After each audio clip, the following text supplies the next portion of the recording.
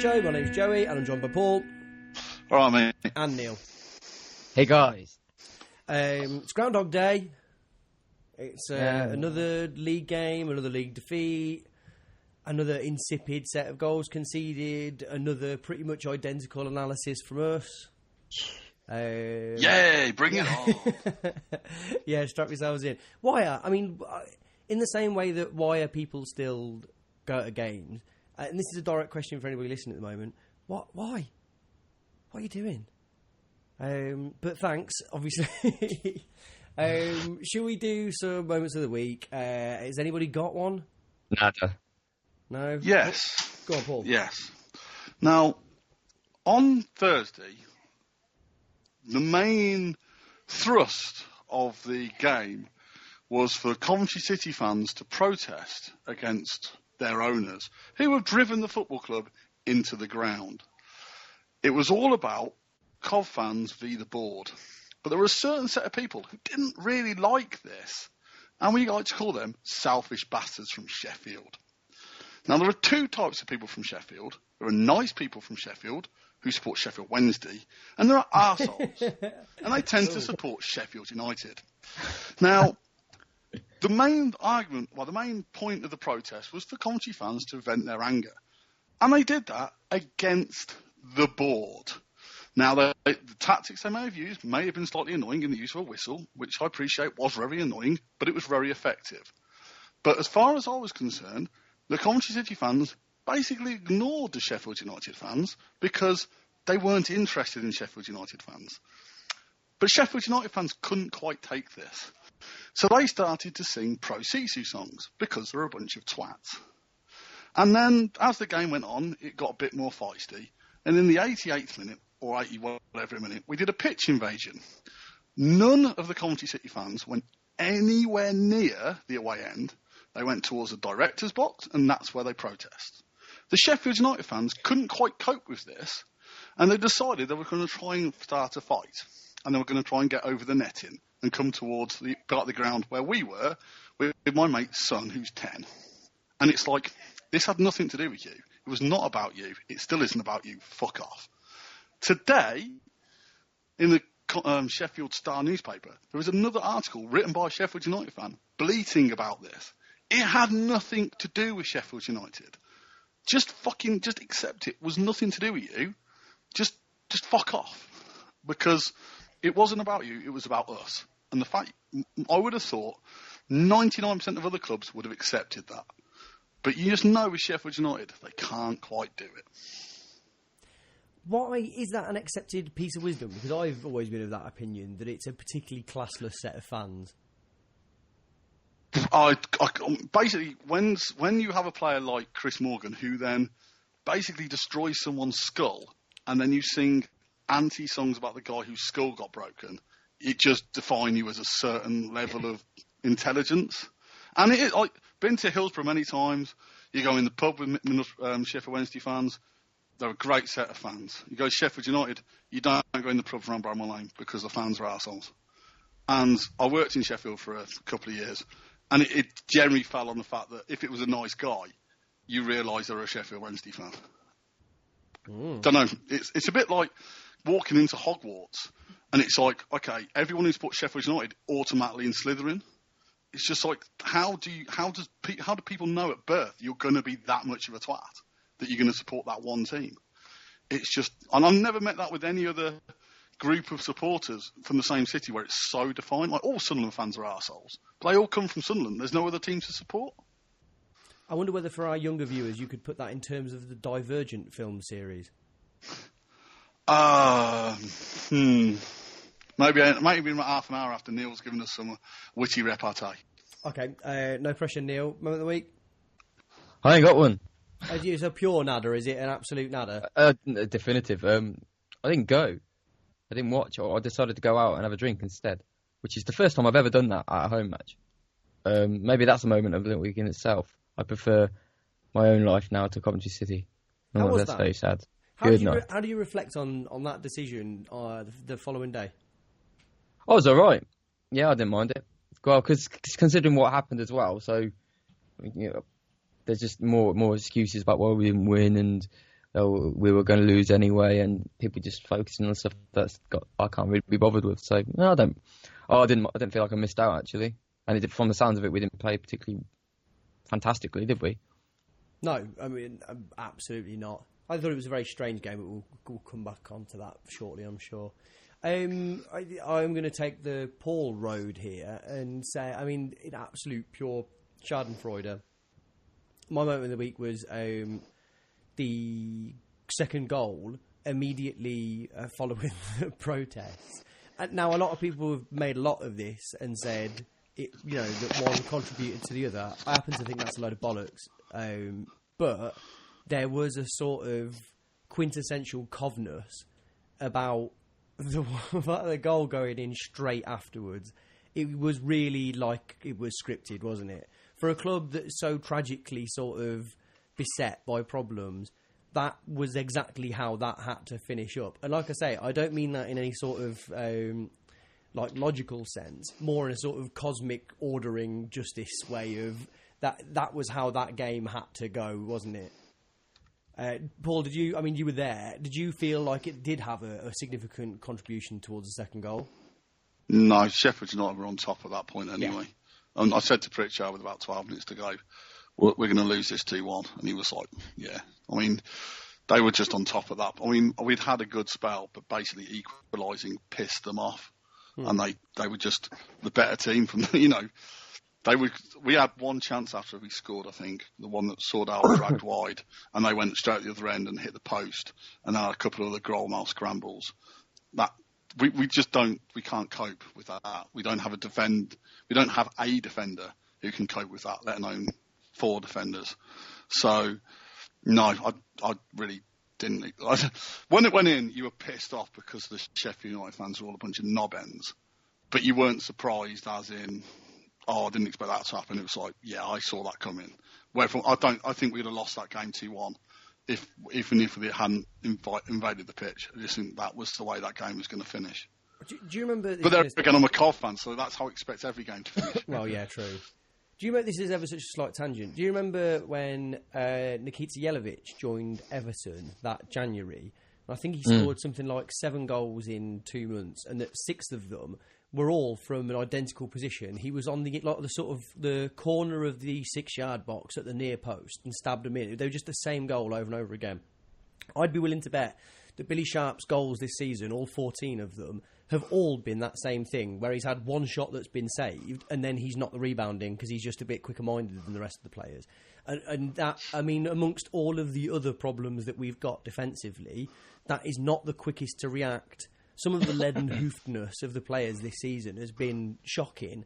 And I thought that was just... I thought the 2 goals were too similar to blame them on the protest. It just felt like they weren't quick enough to anything. I mean, I had a slight discussion with some Sheffield United fan on the way home, and she was like, blame your fans for costing you a goal. And it's like, our fans can't defend crosses. Yeah.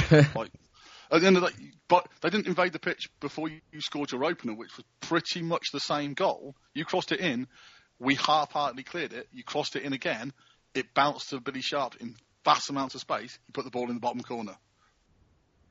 Like, that's how we concede goals. Like, fans didn't, maybe if we had like 100 fans on the pitch in that penalty area, we might stop conceding that goal.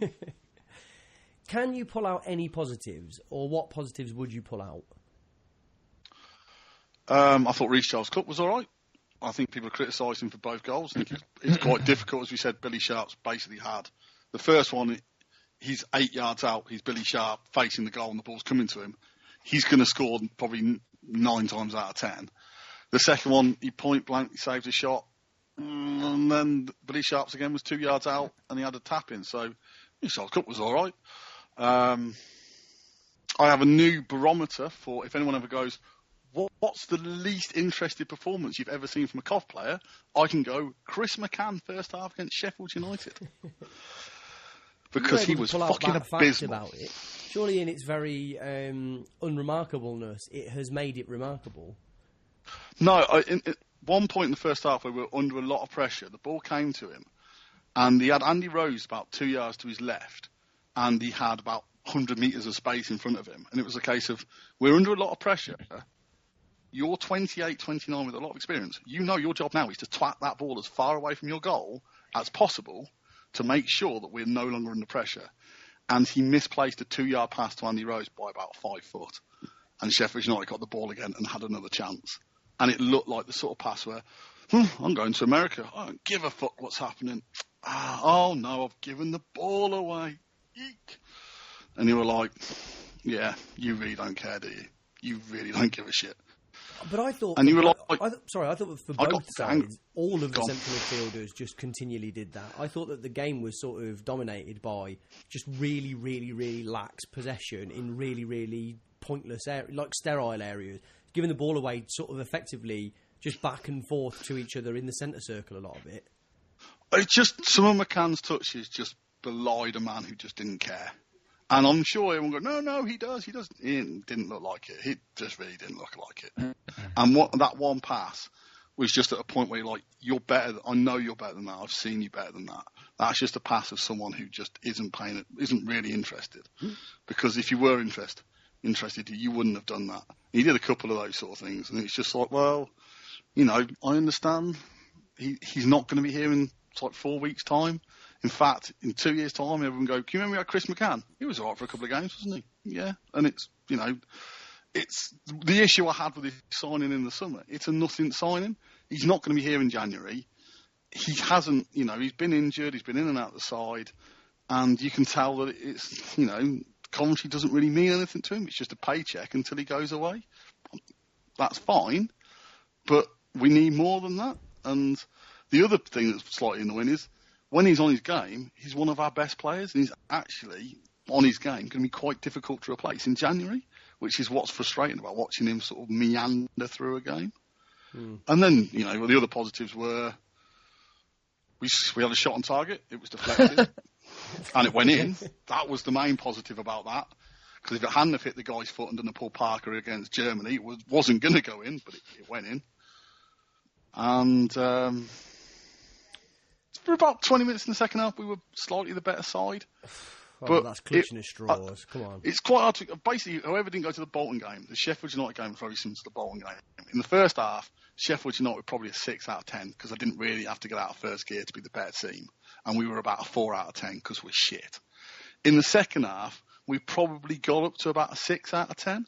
And Sheffield United and Bolton sort of went down to about a 5 out of 10 because they didn't think they had to do more than that to beat us. And for the spell, we were slightly on top, but without really being threatening. And then the only difference is between the Bolton game and Sheffield United game. As I said, in Sheffield United, we equalised to piss Sheffield United off. And Bolton, we just didn't bother equalising because we probably would have pissed them off if we had done. Because they'd have gone, shit, we might not win this game against this woeful football team. But even the Sheffield United goal is a freak, isn't it? That's not a... That's probably not going in. I mean, it's one of them where we'll probably never know. But we bemoan the fact that we don't score goals like that, and that is a rare one that we did just completely fluke out on, didn't we? It was a freak, weren't it? I mean, so it's not even like I think the closest part of that guy, he actually had a shot. Say again, sorry. I mean, credit telling that guy, he actually had a shot. I mean, it was the only thing he did the entire game, but. I think I was reasonably generous to him based on having seen him play well at Bradford and Port Vale for a bit, and just now it's like my eyes are open, and I can't believe that I've ever.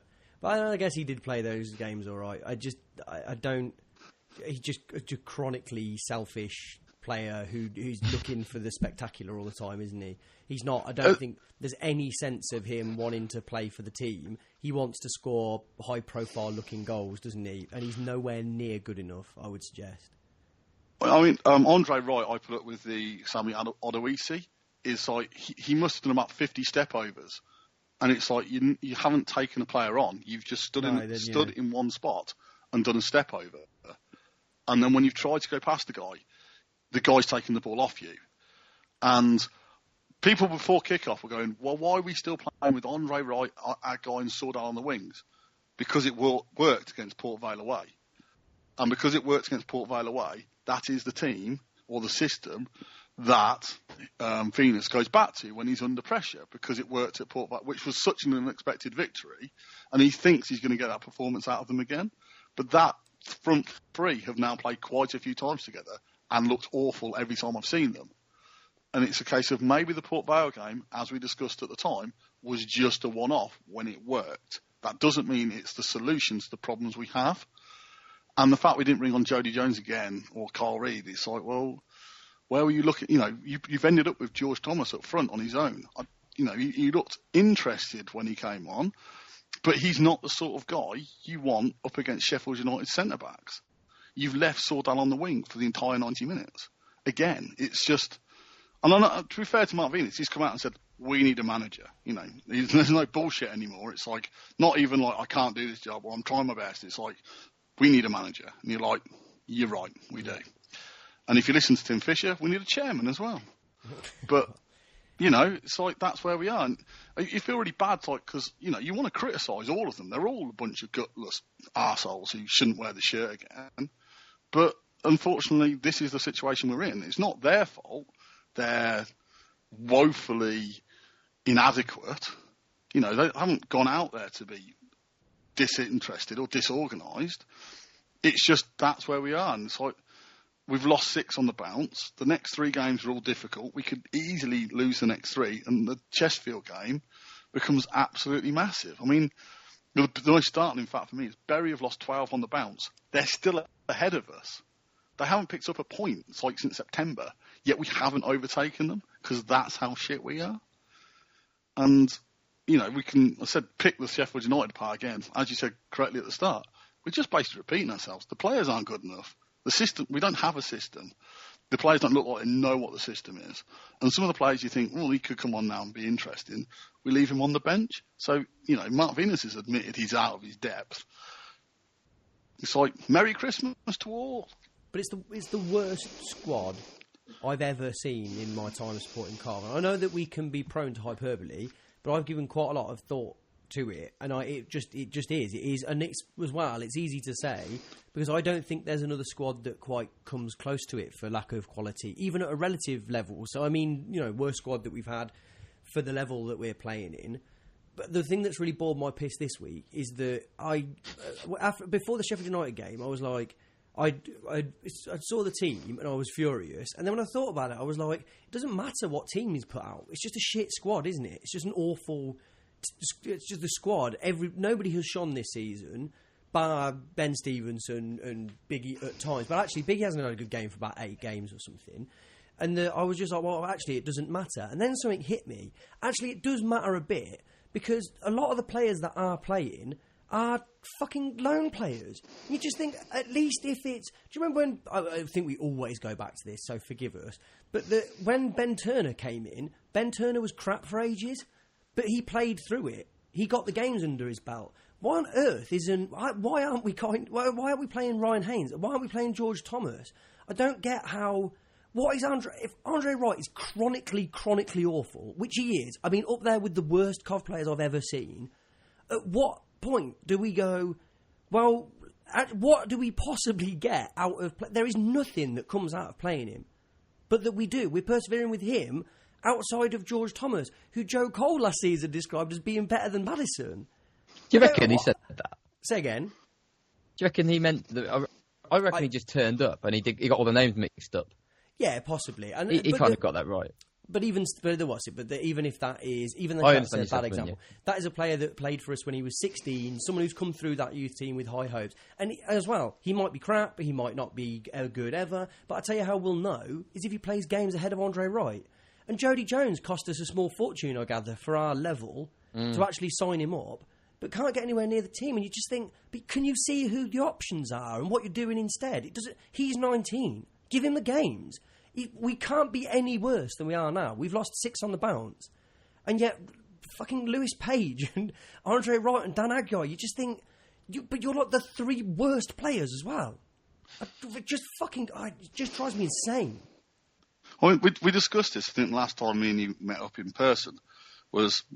Like, if you go back to when we got relegated from the Premier League, it was like, we were shit, but you looked at the team and you were like, there's a team there that could keep us up if we had a manager.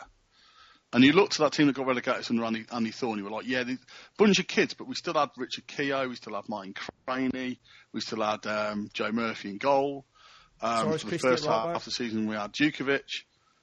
You know, there were players there. Like we signed. That was the season we signed Ollie Norwood on loan. Yeah. And okay, he's a loan player, but he was you could see Tremendous that he player, was yeah. a cut above or was very good.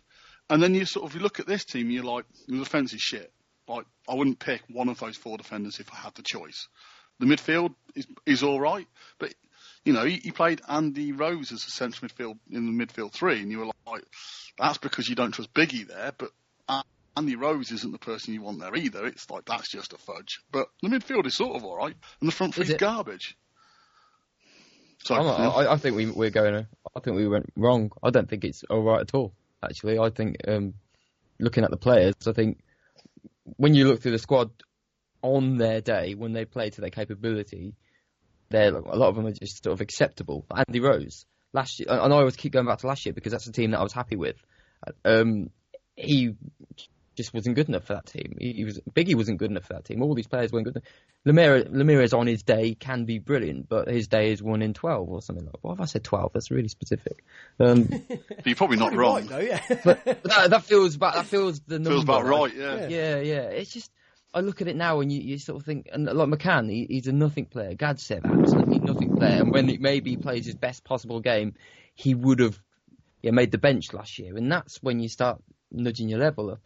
And I can't see anybody up that group. And even Biggie shows himself to be an okay player sometimes because he puts in that little bit of effort, and it's that whole sort of always is Biggie kind of mentality rather than the fact that basically he's not that good. And he's not, is he? And none of them are. I think we are missing. I think we have missed Ben Stevenson. I think Yes. I think it's the fact not only is he good, I think he is the one player who can play in that defensive midfield role where it actually suits him. He's one of the only players we've got who we consistently play in a position which I think suits him. Other players, even sort of Jordan Willis, you could give the mitigation against. He's not a centre half. He's better at right back. I don't think he's particularly good at right back, but I probably understand the argument of his centre half isn't his best role. Jordan Turnbull's best role is sort of M&S model. In the olden days of British Home Stores, he'd have looked quite good in a sweater. He did look very handsome on Thursday, I'll give him that. Yeah, and, Sordell, who I think every Cov fan agrees is our best number 9, can't play as number 9 for 5 games on the bounce. That just seems impossible. But I think Ben Stevenson is the only guy who is, when he's in the team, I think we do look better, and it doesn't surprise me we've lost the games he hasn't played. That doesn't mean when he comes back in we'll win again. I think we'll lose the next 3 regardless. Yeah. But I think we're definitely a better side with him in the team. The rest of them, I agree. I think it's very much a case of whatever you throw at it, you're going to come up with the same shit. The only caveat that I would put in is a sort of counter argument to what you're saying, Neil. But I agree with you. But I think that I think there is a slight difficulty in. And this is a fucking reach, by the way.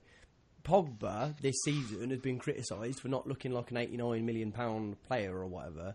But there is a place where he plays, and being a central midfielder is an odd thing where actually it's really, really complicated, isn't it? It's all about there's a million different positions that you can occupy and responsibilities that you've got to have. And I do think that there are players in that team, even McCann, we have seen play really well. And I don't think that... So you could say it's effort. There's a lot of different things all the time.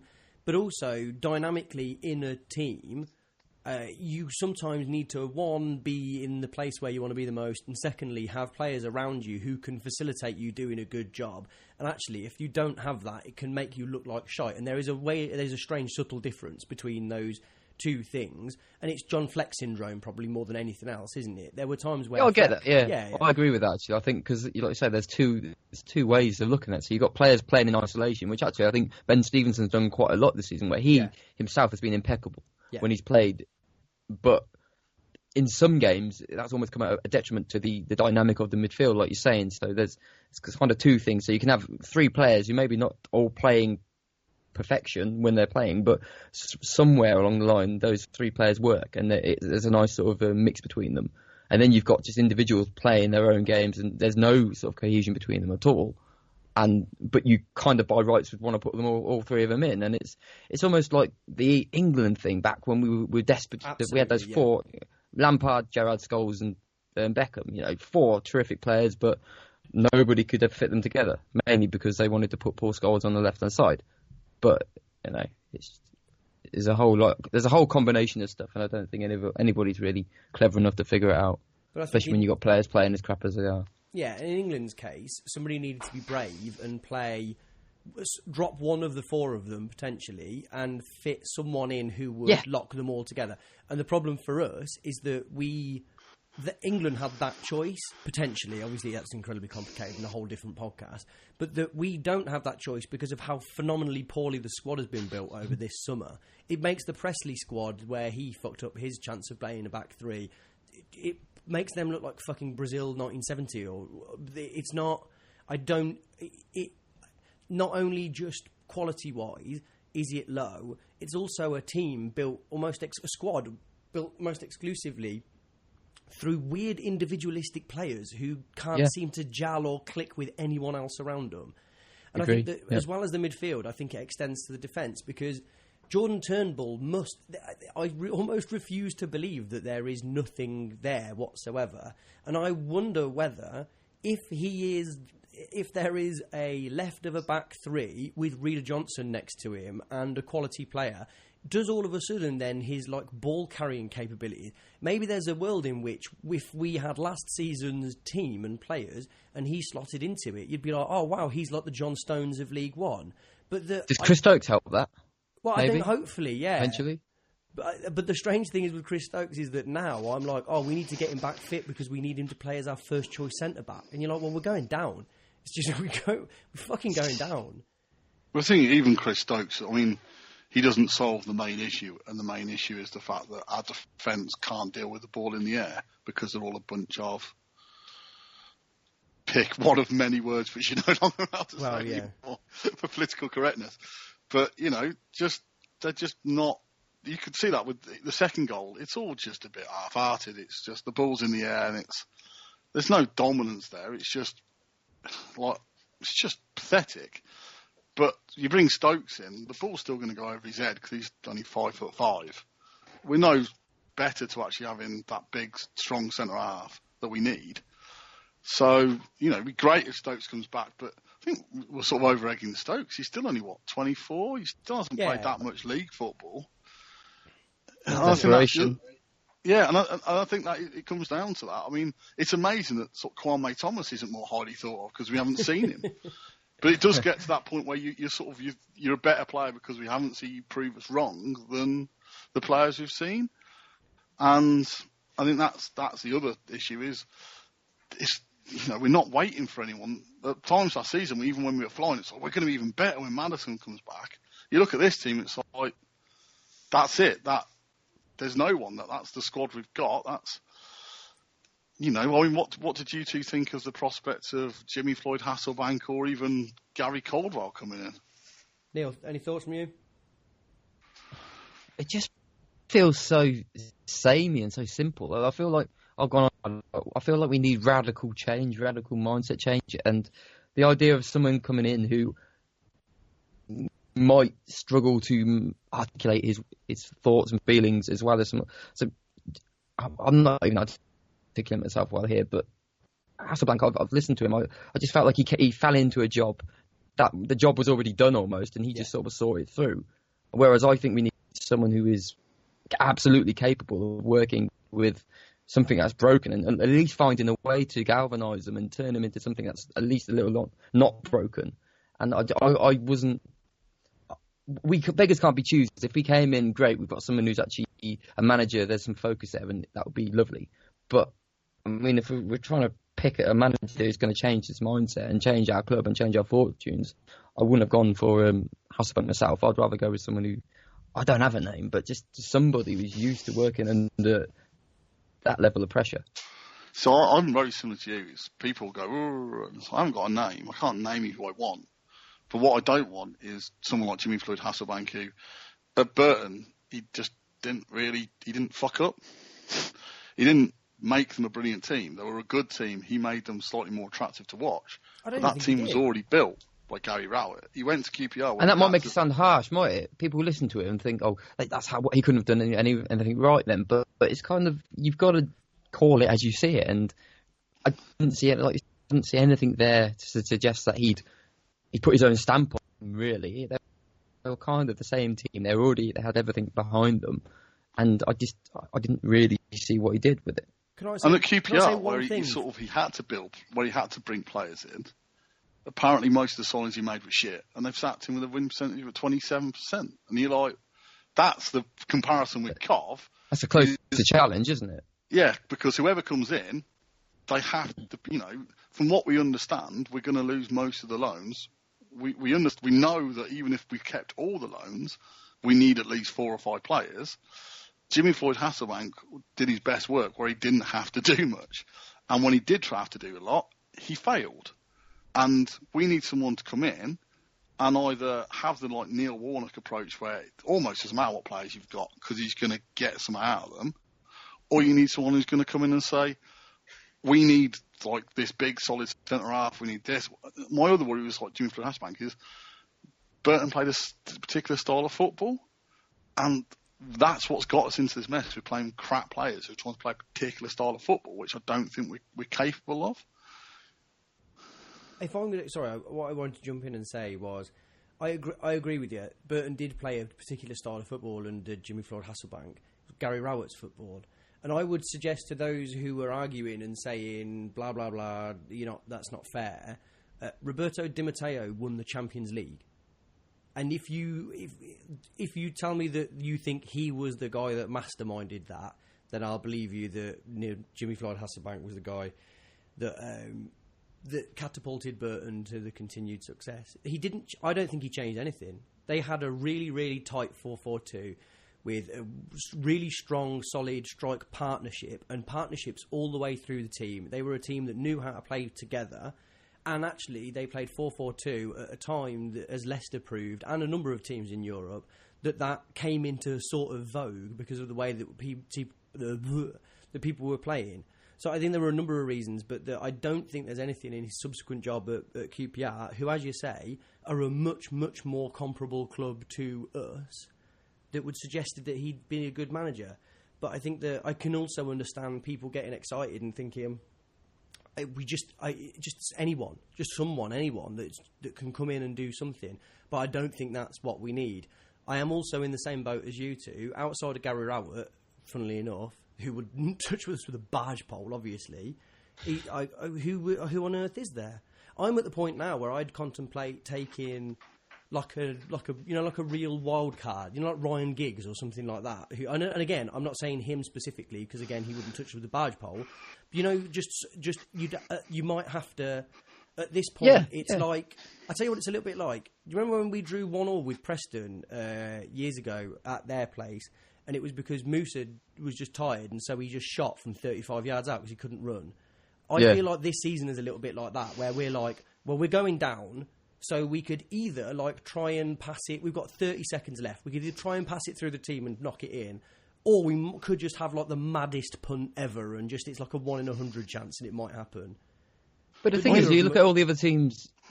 About half the teams in this league, they've got people who we don't really know as managers, or they're not names, are they? And it's kind of, it can be at that point. So you can go either way. Like you say, you can have that massive swing of someone who's never done anything before, but let's give it a go. Or you could go for a manager at a lower level, but who's probably not a name that we recognise. But does that really matter in football? You've seen plenty of big names come to us and do fuck all, and then you've got managers out there with daft names who we'll laugh at, and they're good, like Mickey Mellon. Mickey Mellon. I quite fancy the lad at Mansfield. I don't even know his name, but I'll have him. It's Steve. What I want is someone. I just don't want. I'm sick of this. I think it's perfect for the whole of football, and I don't understand why. I look at our team. Said this last time on one of the other pods.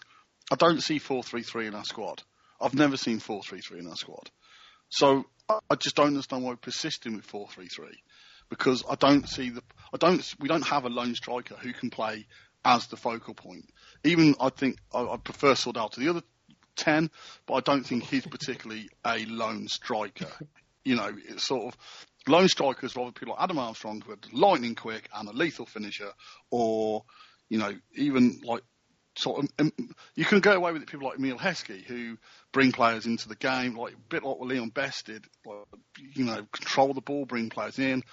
I've seen Andre Wright, he doesn't do that. I've seen our guy that doesn't do that. Sort out, he's better at it, but doesn't do it. So why are we playing one up front? Oh, because that's local. That's the vogue at the moment. Everyone plays 4-3. It's like the reason teams went to 4-3-3 is because they wanted to win the midfield battle. It's League One. I'm not overly bothered if we can't play beautiful passing football through the midfield because we're outnumbered. At times, it's like, don't give a shit.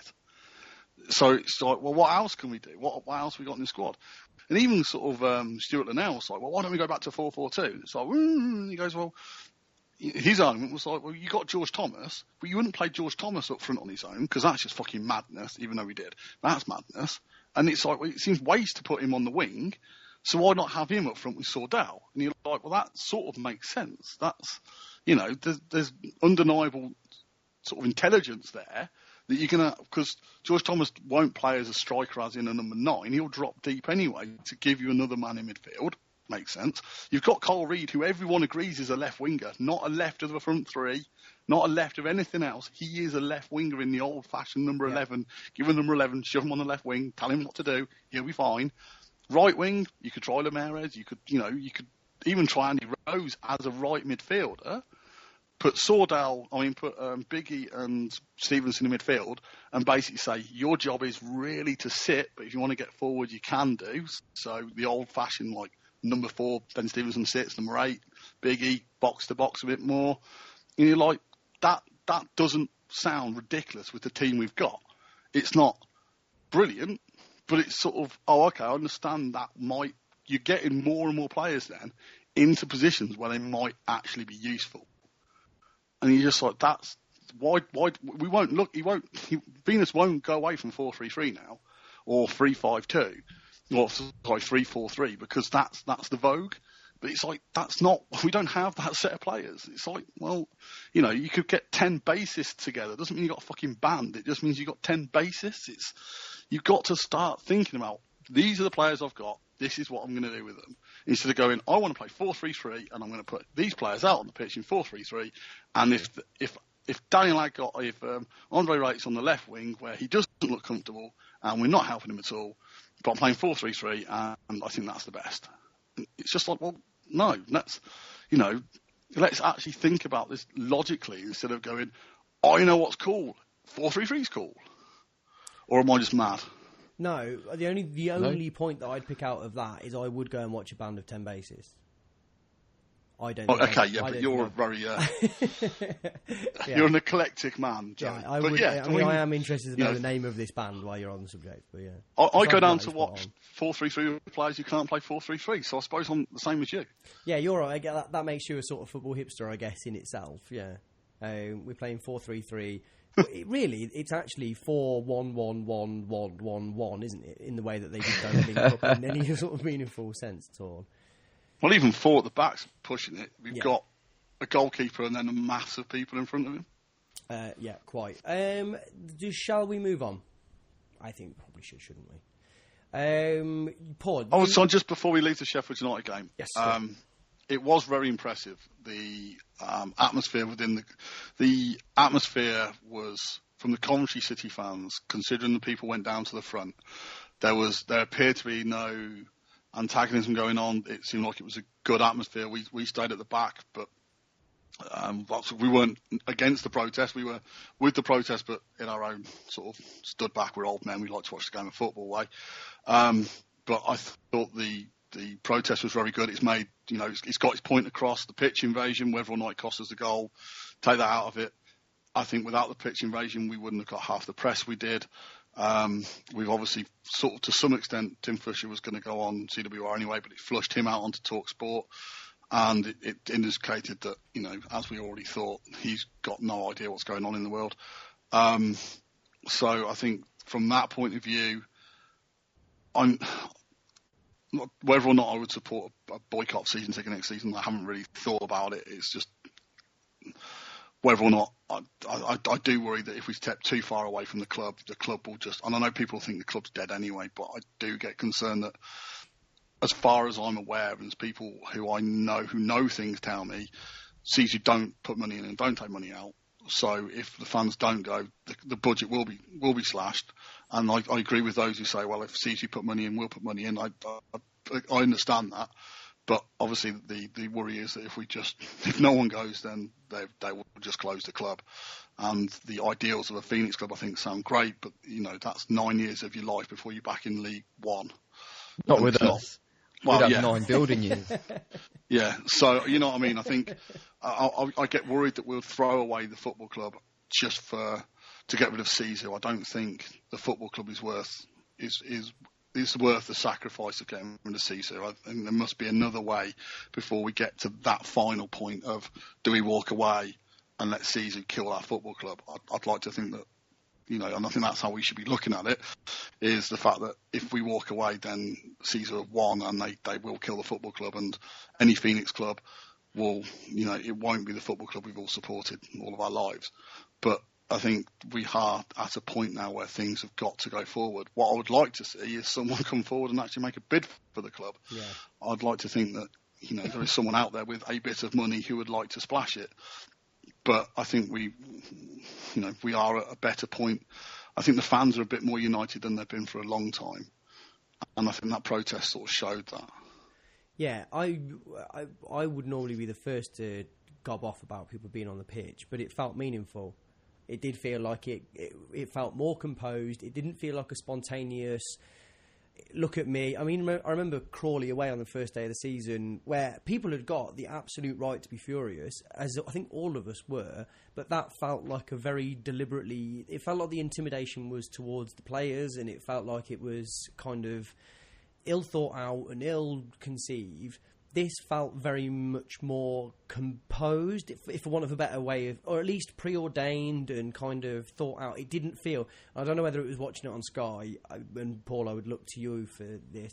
It didn't feel like it was overtly threatening to those who, to sort of like bystanders. Do you know what I mean? Like there was no collateral damage by the looks of it. Is that fair? I said it right at the very start. If there would have been any collateral damage, it might have been towards the Sheffield United fans in terms of if people were going to be aggressive, that's maybe where they would have gone, and there wasn't, there was no antagonism towards anyone from what I could see.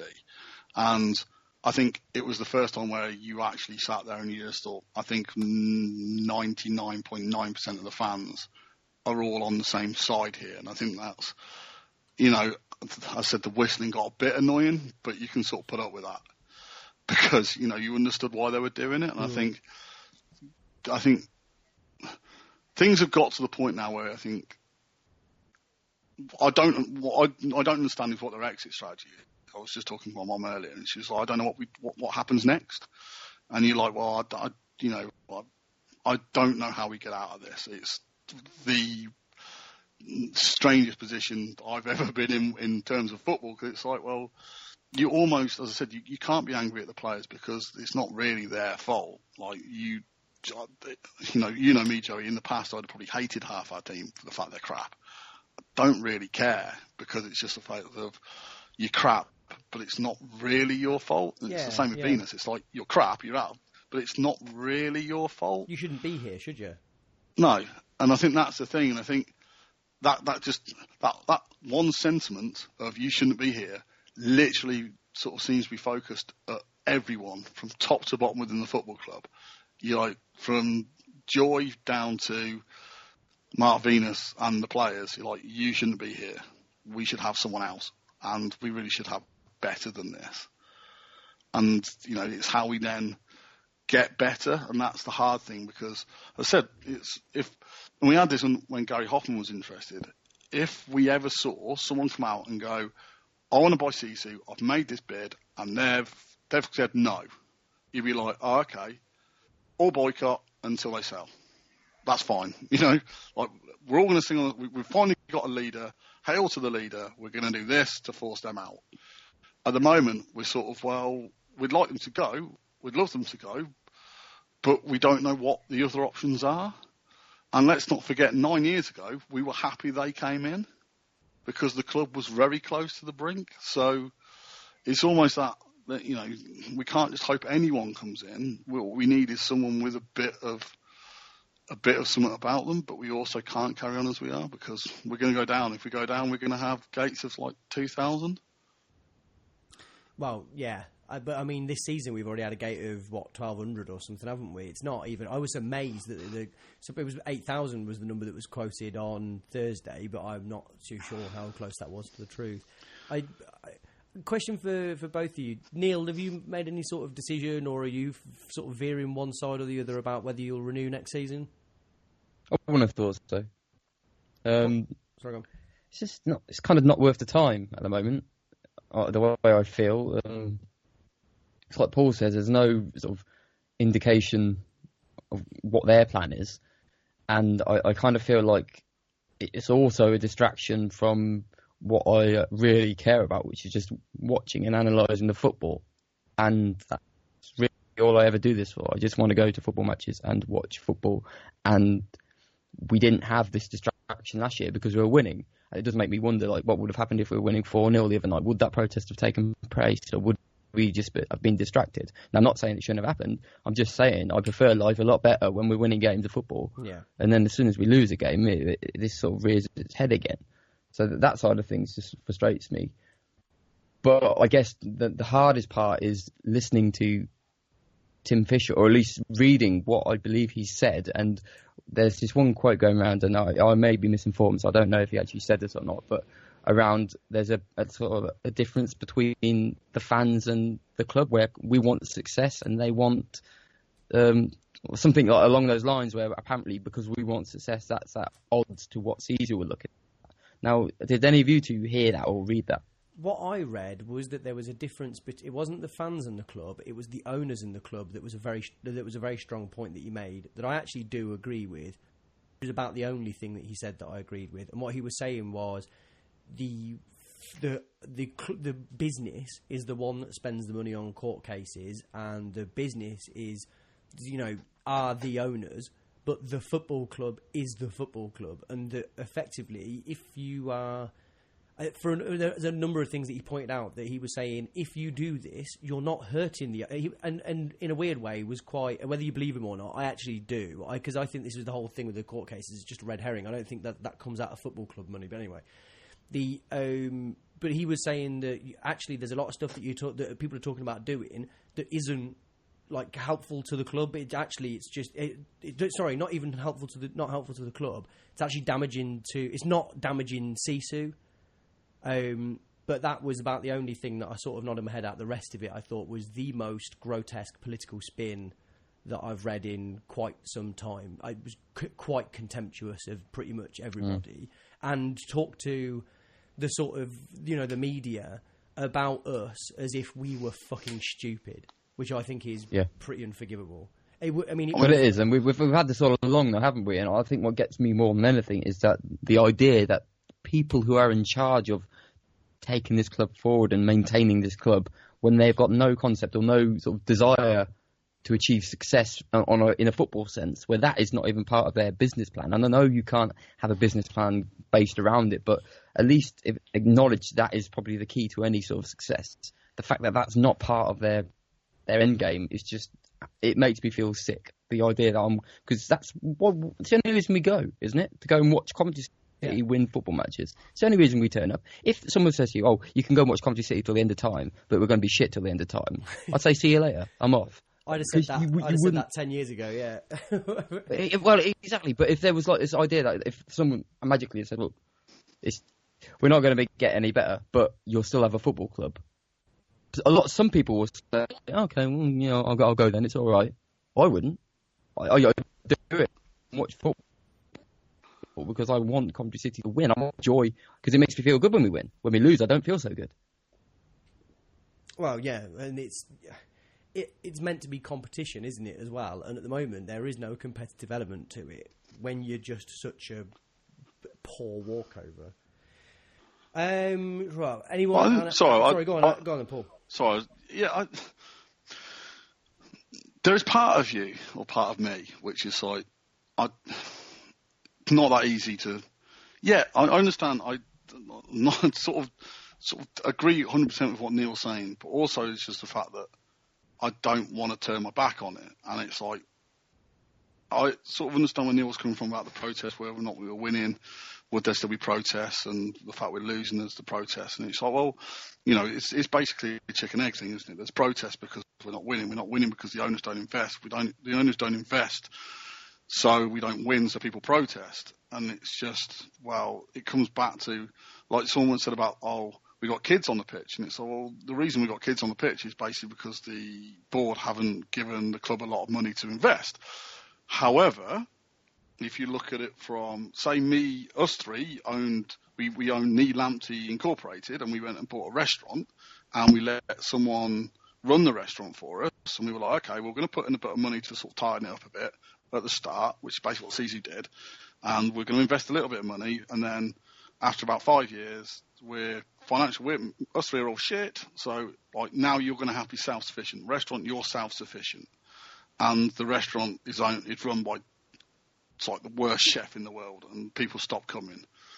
And it's like, well, the only way we're going to make this better is if we employ a better chef. And we're like, nope, you've got yourself into this mess, you sort yourselves out. And the customers don't come because the food's crap.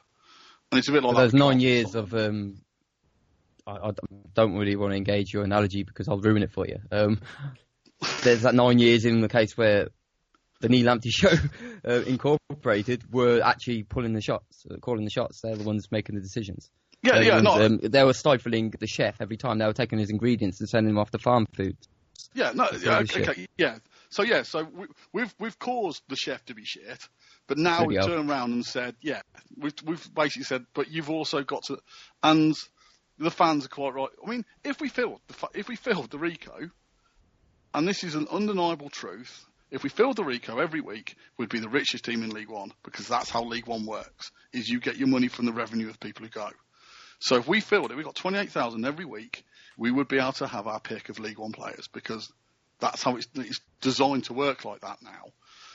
But we don't, and I understand why people don't want to watch this play shit, because if we suddenly started filling 28,000, it'd be like, well, we're not going to come back and watch this shit, because it takes a while to get better. So we were getting 17 last year, weren't we? Yeah, and last year we had a decent team. In the summer, also, surely you have a good season of attendances. But it's not because. Also, if you go back to the restaurant analogy, it's not just a case of you've got to then keep the restaurant up going. You've got to employ the staff, and sometimes it's like they were talking about. Tim Fisher talks about the running of the club. Well, the running of the club, because of what we make a loss each season, so we sell someone to put money back into the club. Now that's either invested in very minutely in players, which I accept was what we've done this year. We have bought Jordan Turnbull, much as we don't like it. We have bought Jody Jones. What that money also goes on is the upkeep of Wrighton. It goes on all the other things that we don't really think about.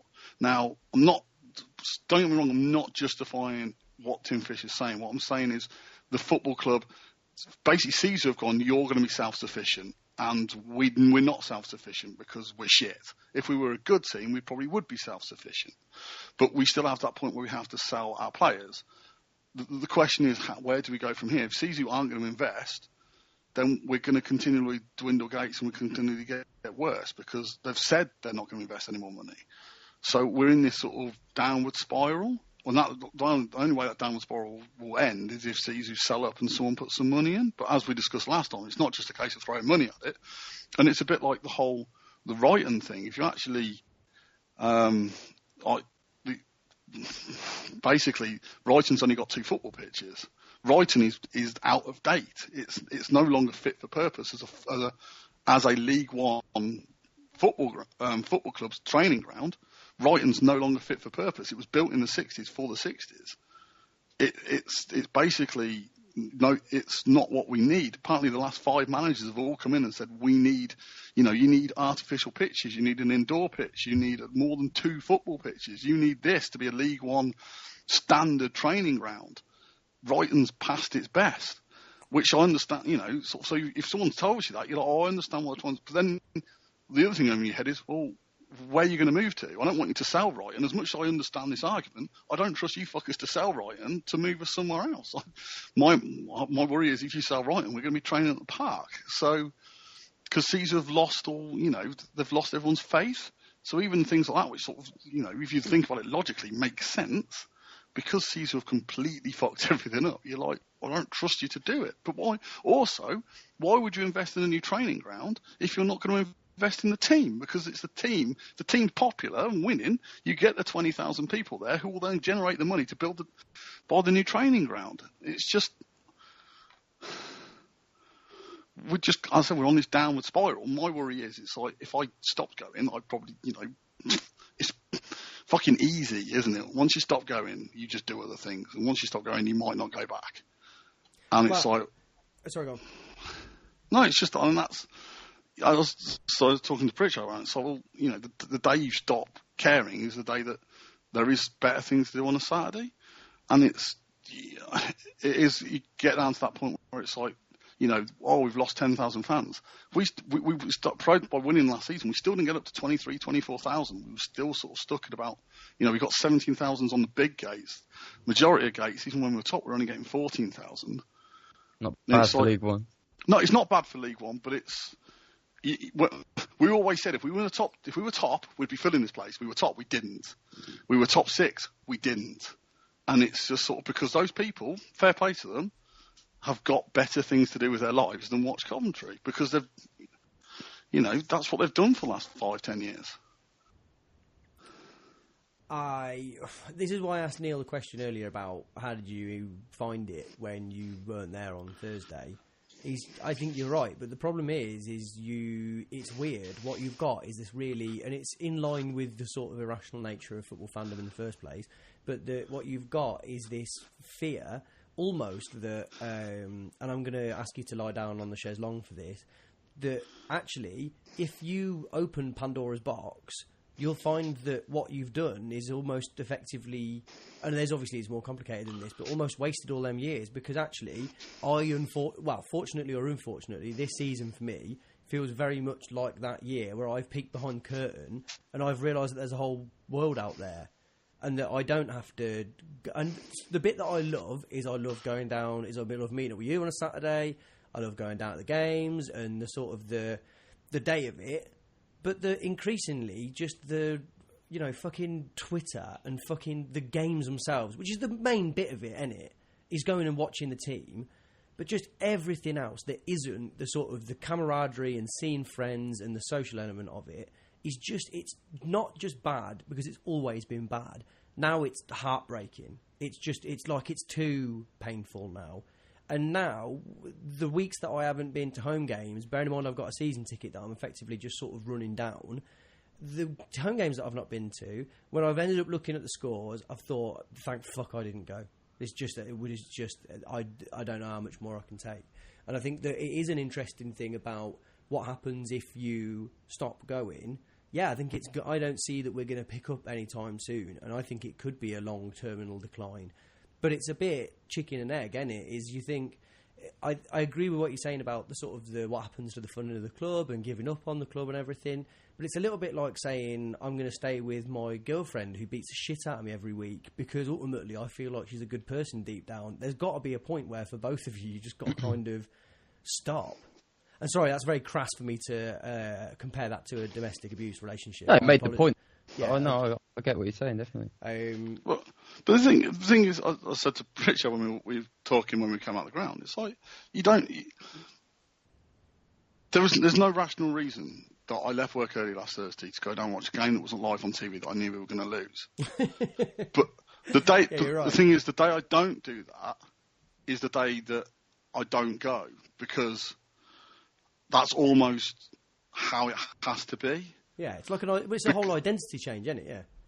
And it's just like I can understand why I can understand why you go through football in your 20s and your teens, your 20s, you love it, and then you get married, you settle down, you have kids, and it's like, well, I could be doing this on a Saturday or I could watch that shower shit. And then people get back into it again when the kids move out. It's like, because it is, I don't know, it's slightly different for us because it's a whole Saturday, so it is just a complete you know, it is a choice of what do we do on a Saturday? Do we go and watch the football, or do we do something completely different? And it's a whole Saturday. But I know for other people, it's literally just like it's a couple of hours out in the afternoon, so you can still do shit for the rest of the day. So it's like, and again, I'm not looking for sympathy from this. It's like I choose to support commentary. I also choose to, well, no, commentary was thrust upon me, but I choose to live in Manchester. Yeah. So, you know, I'm not sort of, it's not woe is me. It's just that's the situation I'm in. But it is just a case, and we've had this discussion. It's like that's why I still go on Twitter. I still think about it a lot, because if I didn't think about it, I would quit. But everyone else who supports a football team supports the football teams to get away from the grind of daily life. We have daily life to get us away from the grind of supporting the football team, and that's how it feels at times. It feels like this is like the burden I bear, so I can actually have an enjoyable rest of my life. I was supporting Man United, but my rest of my life's crap. At least we've won the Champions League, or at least we've spent £86 million on Paul Pogba. It's like, shit, we spent 10 grand on Jordan Turnbull. It's like, the hell's going on in the world?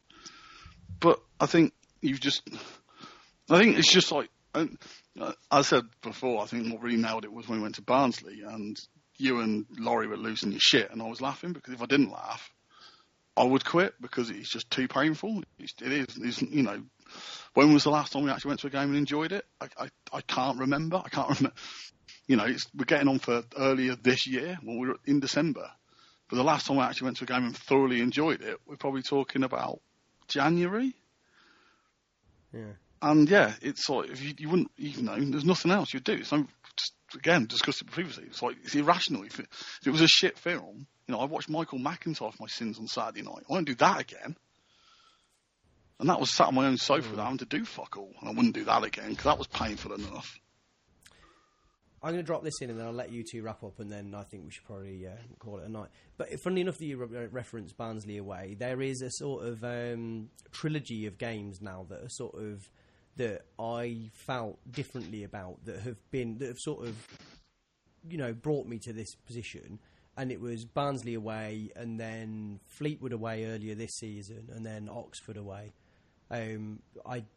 Barnsley away was the game that I thought summed up how we slipped away last season, partly because it was them and they had done the reverse of us, and quite easily but did the reverse of us, and partly just because it was so recent that we'd been good. Like, I couldn't understand, like, it was the same, like a lot of the same players and everything, and I couldn't understand how that was meant to be us. That was meant to be us last season.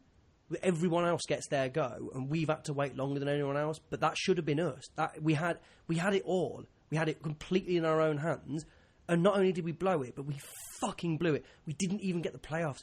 That would have been at least the playoffs that season. Even if we'd have lost in the semi-finals, we'd have got that monkey off our back, and it would have been something. That was the first bit. And then Fleetwood away, that just was... That, I mean, bearing in mind that we've now had about 10 games like that this season, that was one of the most insipid, sad, depressing things I've ever seen. I can't remember a much more silent crowd at an away game either. Just unbelievable. And then Oxford was like, no, this is really how far you've fallen. It was a team that got promoted last season, who I think had won 1 in 5. They had really inconsistent form. They were nothing. They just smashed us all over the place. And you just think, I'm out. I'm out. And I've got personal circumstances that are changing and stuff like that will contribute to me not going next season. But I'm not going next season. And I can't say, with my hand on my heart, it's 100% because of Cov, because I think there's a good chance that I wouldn't have been going anyway. But it makes it very, very, very, very, very, very easy to make the decision, because you just think, why? It's heartbreaking to watch it happen. So yeah, that's my fucking tale of woe. I mean, great. There's probably, imagine if people who didn't like football listen to this, they'd just be like, you just need to get a grip. Fa la la la la la la la. Merry Christmas, everybody. Yeah, quite. Do anyone want to add anything before we wrap up? Don't do it, Paul. Don't do what? I I suppose I'm also very, very lucky, and I know none of them listen to the pods, so I'm not blowing smoke up anyone's ass. There's still a hardcore of like 5 or 6 people who still go most weeks, and I know that sort of I'm lucky that I still have that network of also people who are addicted, and that's, let's be honest, it probably is an addiction, and it you do see the same people, so that's nice, but that from last season, that's dwindling with Joey. I can't remember the last time me and you went to a home game, Joey. It's been a while. And other people are dropping off. And it's just, you can understand why. I mean, I don't know. It's just... We hit a point at Sixfield, which I know was ever so slightly different because, there was kind of... It was siege mentality of only a few people going. But there must have been 15 of us together at some of them games.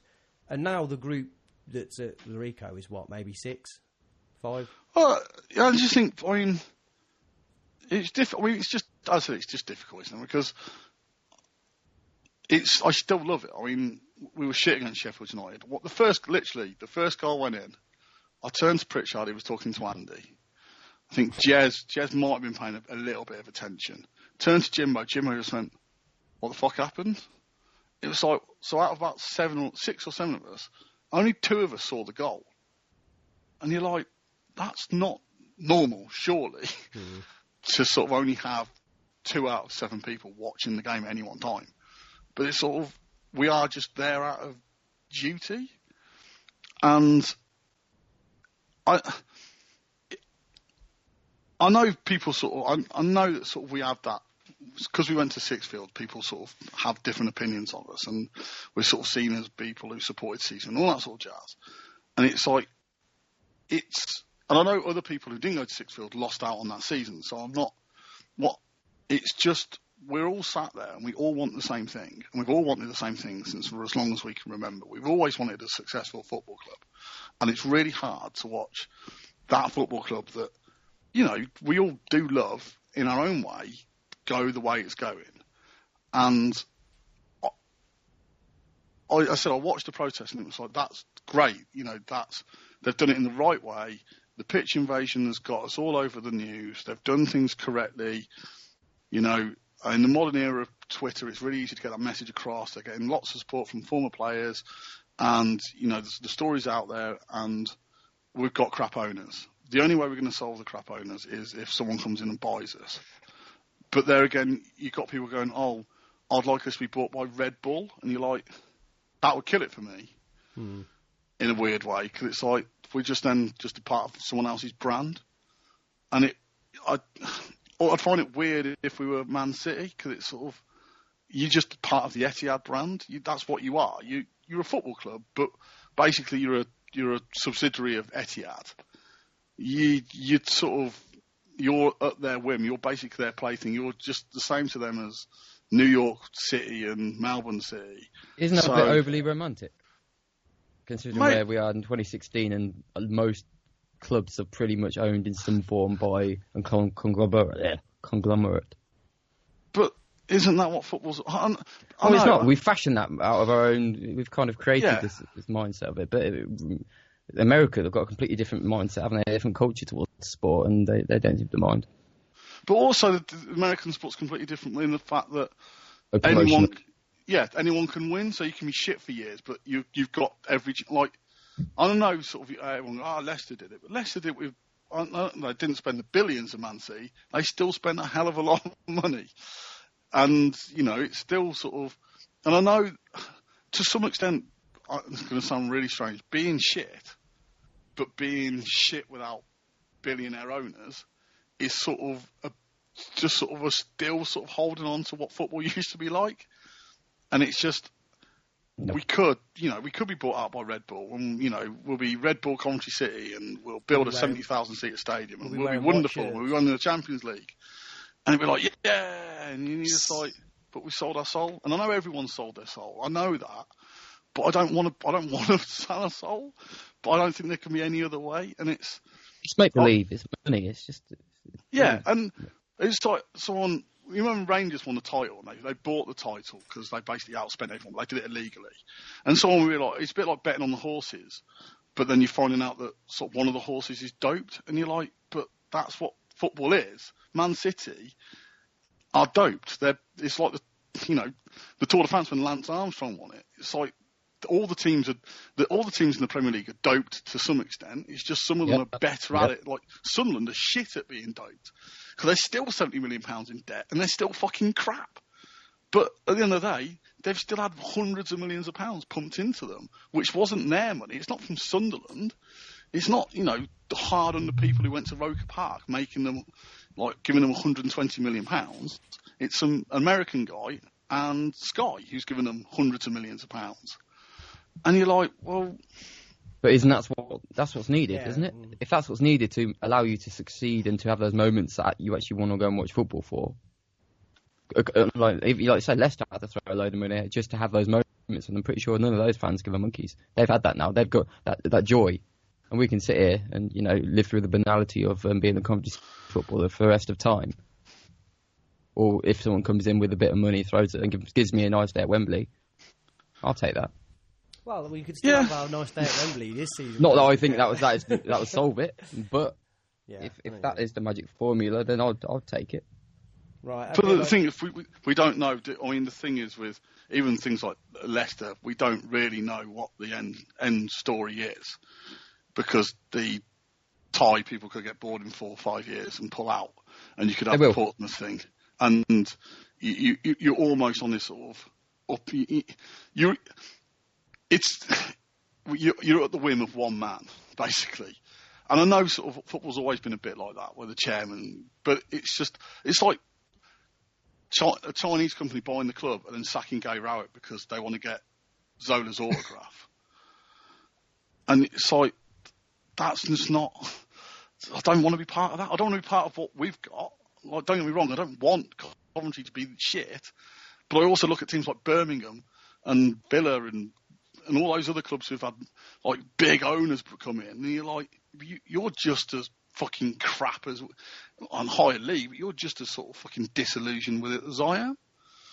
And it's just like, we sold our soul to Sisu, that's bad, but selling it to sort of some of the other people we could be selling it to, you're like, it's still just like selling your soul to the devil just to win 10 games of football. Is it really worth it? I think we could debate the whys and wherefores and everything of that till we're blue in the face, so I think maybe it's best that we wrap things up. Has anyone got any final, very last things they want to say? No. Apart from Merry Christmas. Merry Christmas. Oh, God. Sorry, guys. I mean, we have a WhatsApp group, and every so often it's like, is there anything that we can do that kind of brings the mood up, or isn't just us whinging about it? But we would be disingenuous for us to do anything else, wouldn't it? Because it's just not very good. If you want to get in touch with us with any possible positive ideas, then you can email us, neellampteyshow@gmail.com. We're on Twitter @neellampteyshow, and if you can get us, you can get in touch with us that way. Paul, thank you very much. Cheers, buddy. Neil, thank you. Thank you. And thank you for persevering with us, listeners. Bye.